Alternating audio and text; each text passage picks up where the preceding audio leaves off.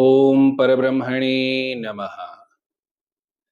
ઋષિ શબ્દ આપણે જન્મ્યા ત્યારથી અનેક વાર સાંભળ્યો હશે, પરંતુ ઋષિ કોને કહેવાય, ઋષિ શબ્દની વ્યાખ્યા શું છે તે આજે જાણીએ.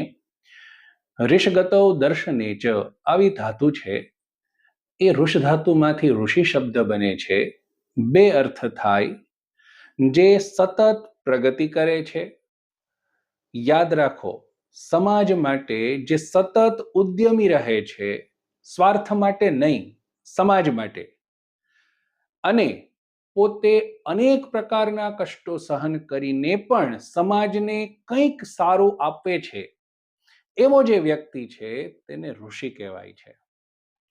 ઋષિ પહેલા હતા, હવે નથી, એવું ક્યારેય નથી થતું. દરેક સમાજમાં ઋષિઓ હોય છે, દરેક વર્ગમાં ઋષિઓ હોય છે. તમે સાંભળ્યું હશે દેવર્ષિ અર્થાત દેવોના ઋષિ, રાજર્ષિ રાજાઓમાં ઋષિ.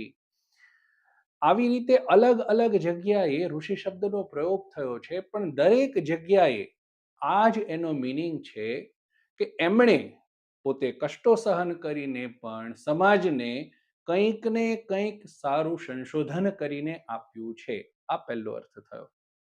બીજો, જ્યારે દર્શન અર્થ થાય છે ત્યારે ઋષયો મંત્ર દ્રષ્ટારઃ, જ્યારે પ્રલય થાય અને ફરી સૃષ્ટિ થાય ત્યારે આ સૃષ્ટિની ઉન્નતિ માટે, પ્રગતિ માટે મંત્રોની જરૂર પડે છે. અનેક પ્રકારની તપસ્યાઓ કરી અને જે મહાત્માઓએ મંત્રોનો સાક્ષાત્કાર કર્યો, યાદ રાખો, એ મંત્રો બનાવાયા નથી.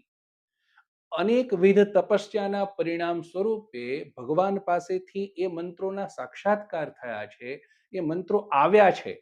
તો એવા મંત્રોનો સાક્ષાત્કાર જેણે કર્યો હોય, દર્શન જેણે કર્યું હોય, તેને ઋષિ કહેવામાં આવે છે. આવો જ એક શબ્દ મુનિ શબ્દ છે, ઋષિ મુનિ. નેક્સ્ટ વિડીયોમાં આપણે મુનિ શબ્દની વ્યાખ્યા જોઈશું.